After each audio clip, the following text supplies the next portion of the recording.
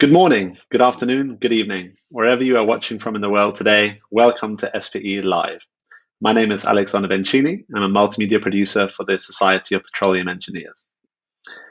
As part of the multimedia team, usually behind the scenes on the SPE Live series, it's great to finally be here in front of you all today.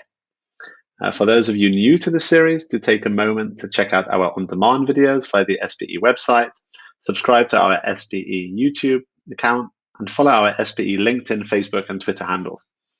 SPE Live is here for you, and we strive to bring you unique, timely, and relevant energy content on a weekly basis with no travel necessary. So let us know where in the world you're watching from today.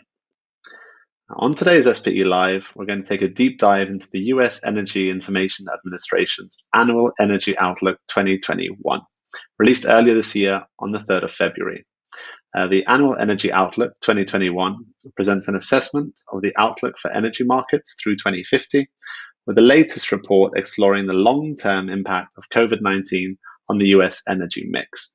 We are honored to welcome Angelina LaRose from the EIA to talk us through the latest Annual Energy Outlook in more detail.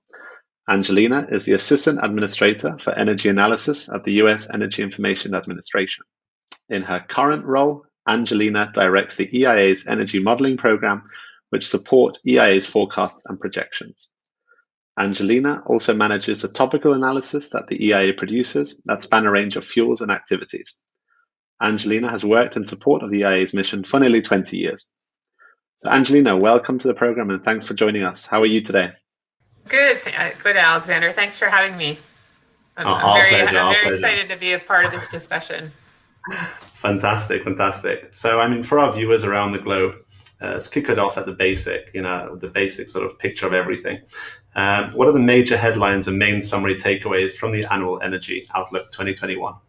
Great. As you mentioned, the Annual Energy Outlook, or as we call it, the AEO, provides EIA's projections of domestic energy markets. And before I get into some of these key takeaways, and there's a lot of insights within that publication, I just also want to start with my normal type of disclaimer that long-term projections, as you can imagine, when you're looking out through 2050 of energy markets, are always uncertain. And just 2020 being what it was, it just makes things seem all the more uncertain as we were pulling together our analysis this year. So I urge everyone who is interested in EIA's viewpoints to really look at our projections across the context of looking at the various cases. We have 9 different cases within the AEO that vary domestic supply levels, macro growth, oil prices, renewable costs, as well as we have our reference case, of course. Each of these cases incorporate the laws and regulations as of September 2020, which is when we were finishing up our modeling. So none of the cases are anticipating any potential policy changes or trying to incorporate a policy forecast. So in terms of what I consider some of the main headlines, I'm going to try to contain myself and just provide 3 of them. The first is following this dramatic drop-off in 2020 of U.S. energy consumption, we found that the return to 2019 levels will take years to get, in terms of the rebounding of U.S. energy consumption post-pandemic. Correspondingly, energy-related CO2 emissions fall further in kind of the near midterm before plateauing and then increasing at the end of our projection period. Secondly, there's a very interesting kind of dynamic and robust competition between natural gas and renewables in the electricity mix. And this is all occurring in the backdrop of the share of coal-fired and nuclear-powered decreasing.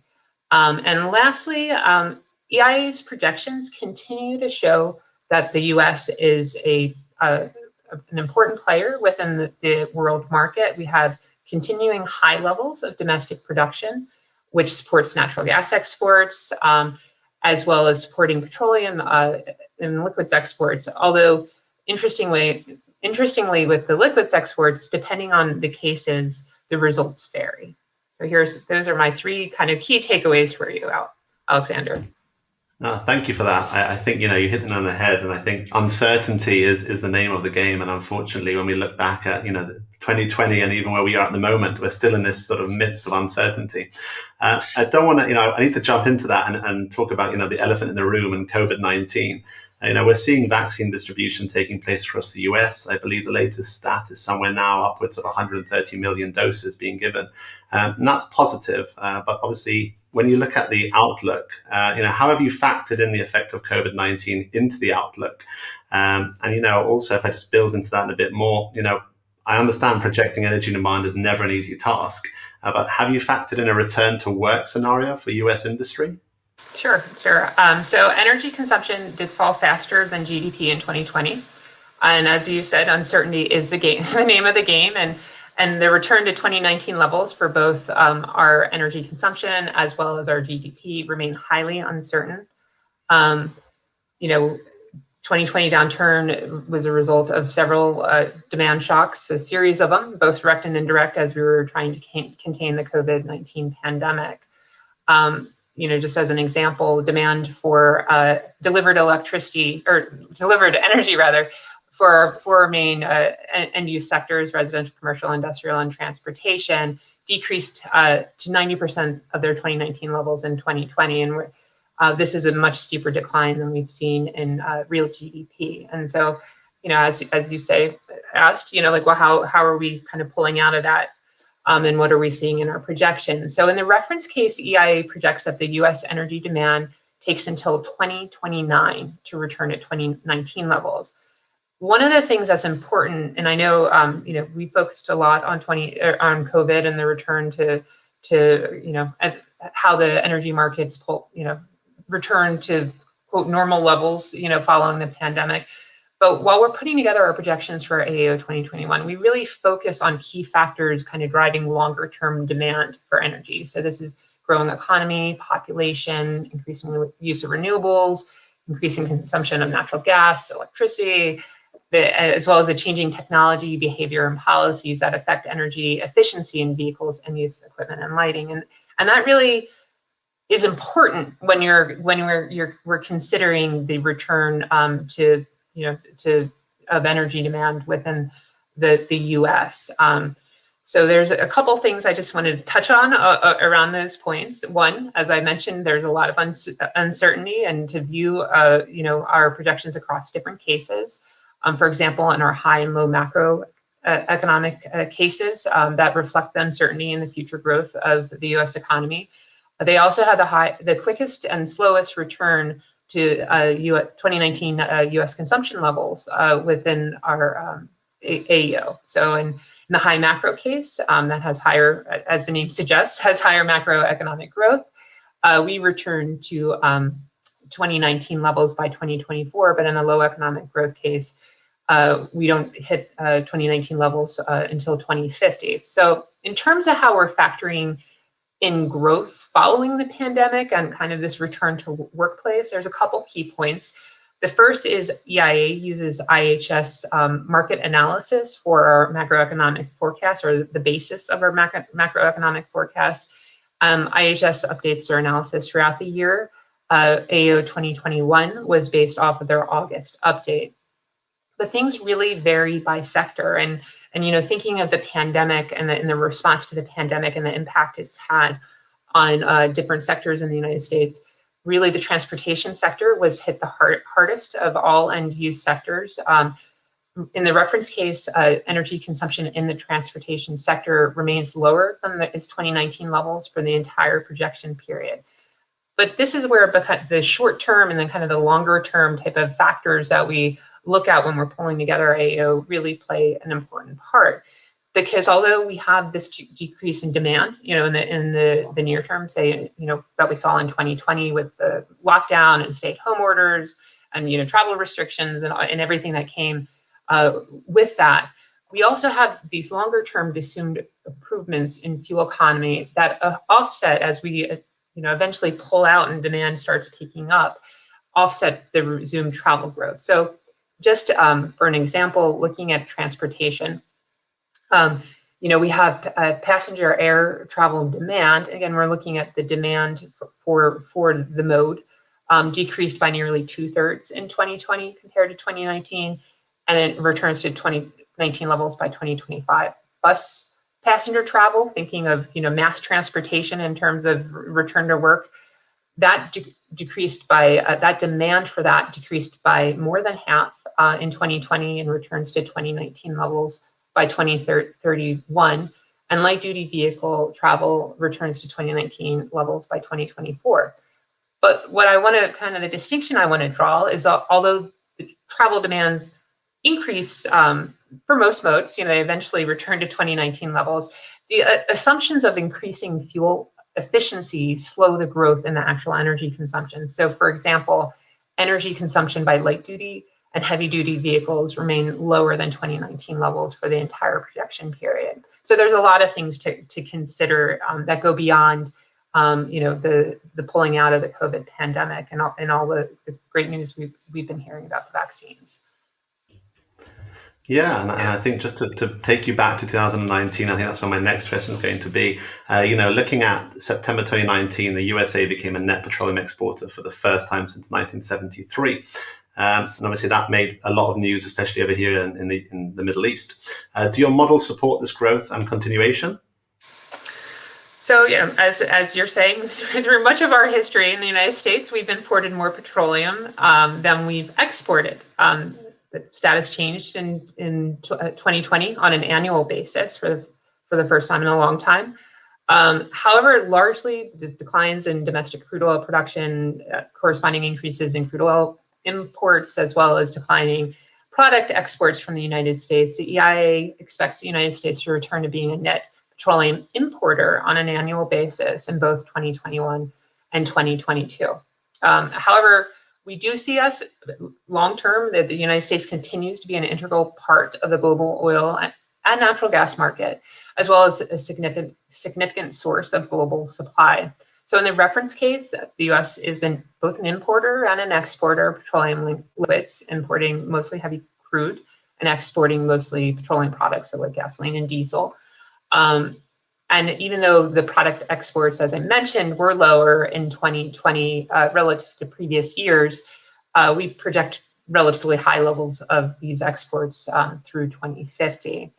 A large part of this is driven by our domestic crude oil production, which we see in the reference case returning to 2019 levels by 2023, generally growing throughout the projection period before plateauing in later years.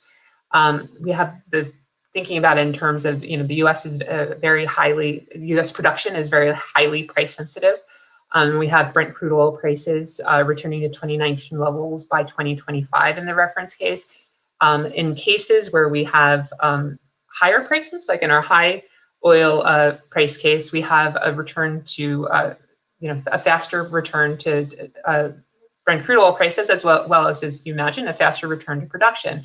And that's in contrast to our low oil price case that never sees oil prices that reach the levels that we've seen in the last 10 years. And we don't have production, reaching pre-pandemic levels throughout the production period.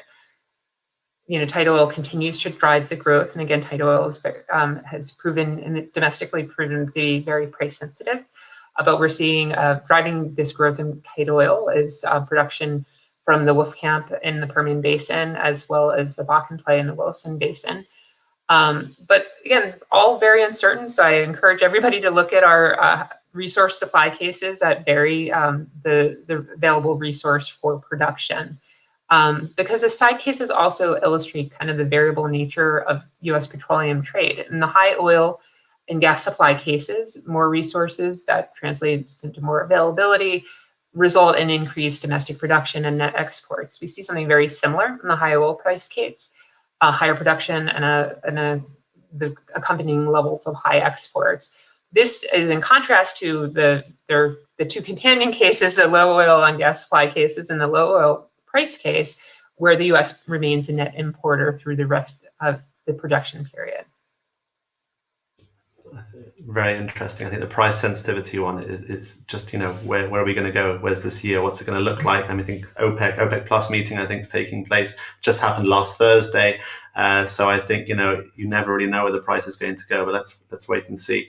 I think uncertainty, again, the name of the game. If I move on now to electricity generation, I know it's a big topic, especially for those in Texas over the past few weeks. Lots of discussion about renewables versus, natural gas and where's the future for coal. I think it's going to steady decline. Just from reading the report, I think that's where it looks like it's going. But with regards to electricity generating capacity, what does the AEO show in regard to the US electricity growth rate? Where can we expect additional generation to come from? Great. So we have electricity generation in the reference case growing by about a third from 2020 to 2050. And this is while capacity is increasing by roughly 2/3. And so the difference between, capacity is increasing by 2/3 and generation by only 1/3 is really due in large part to the intermittent nature of the growth that we are seeing in wind and solar, which means other resources, including batteries and storage, are needed to meet demand during the night or during low periods. So, again, addressing uncertainty and looking across cases, this is why even in our low renewables cost case, where we have a higher adoption level of renewables, because of lower costs, we see capacity growing by even more over that time period, 2020 to 2050. So in terms of the electricity growth in the United States, we actually have a growth rate of less than 1% from 2020 to 2050, which may seem like, wow, that's not really growing that much, but that is actually higher than the pretty much zero growth that we've seen over the last decade. We're not really anticipating that there'd be any lingering or long-term COVID effects. We're not expecting any structural changes related to COVID and what's been going on. We expect that our electricity consumption returns to 2019 levels by 2025. One of the interesting things, when you're thinking about capacity and you're thinking about electricity markets and generation within the United States, as well as just looking, out through 2050, is that some of this new demand for electricity is actually coming from on-site generation, whether this is solar PVs in residential and commercial rooftops, or combined heat and power in industrial or commercial applications. We're seeing that by 2050, this distributed generation is actually making up about 7% of total electricity generation. And why that's an important kind of distinction to draw or to kind of notice, because even 7% is twice as much as that they were generating in 2020, is that new capacity isn't being built necessarily to meet new demand. And so it needs to compete against existing demand or existing capacity of existing fleet. We're seeing renewables are accounting for about 60% of cumulative capacity additions from 2020 to 2050, with natural gas largely making up the rest of the cumulative capacity additions from 2020 to 2050. We have the share, thinking of generation, so moving from capacity to generation, we have the share of natural gas in the generation mix remaining relatively flat, hovering by about a third from 2020 to 2050. As this share is remaining flat, as you mentioned, as you've seen in the report, the contribution from coal as well as nuclear drops by about half over that time period, where the renewables share more than doubles from 2020 to 2050.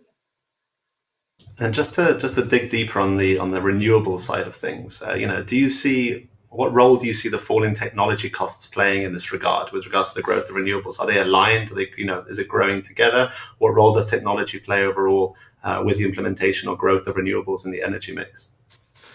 That's a great question. So renewables grows for two reasons. We do have declining technology costs for renewables throughout our projection period. So that certainly is a major factor in terms of what the cost of electricity generation from those technologies. We also definitely see, though, a policy effect with our projections of renewables. So we have increasing renewable portfolio standard targets, we have tax credits, and one example or illustration of this is when you consider, looking at the technology and the growth between wind and solar. So although wind is contributing to this growth in renewable electricity capacity, it's on a much smaller scale.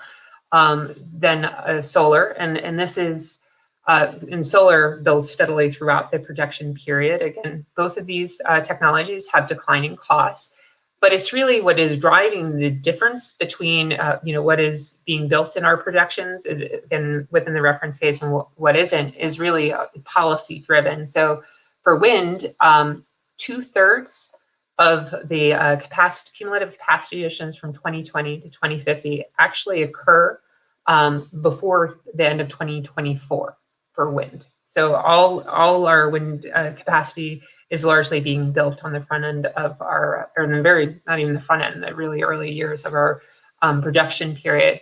And that's because of policy. So we have the production tax credit for wind runs through 2024. And that was following a one-year extension that we incorporated in this year AAO. And so despite the declining capital costs for both wind and solar, wind needs this production tax credit in order to kind of support the build, in terms of making them a competitive technology. And that's different than solar technology that has an investment tax credit that although it drops, the rate of the credit falls, it still remains in place through the entire projection period. So just to recap, I guess, although technology costs definitely play a role, and I encourage everybody who's interested in technology costs and what that competition means. We have a lot of great information about the levelized cost of electricity, as well as the levelized avoided cost of electricity in terms of comparing different technologies. But policy is definitely also an important factor to consider. Thank you for that, and I think policy is a great place to sort of finish the conversation on. I'm cautious of time, and I can see we've just gone over 20 minutes. So, thank you so much, Angelina, for joining us today on SPE Live and for your contribution on behalf of the EIA. Great, thank you, and thank you for hosting such an important series. Our pleasure. So for those of you interested in more SPE Live content, I encourage you all to check out our on-demand videos via the SPE website, subscribe to our SPE YouTube account, and follow our SPE LinkedIn, Facebook, and Twitter handles. But for now, that's all from me. So wherever you are, have a great day ahead or a wonderful evening. All the best.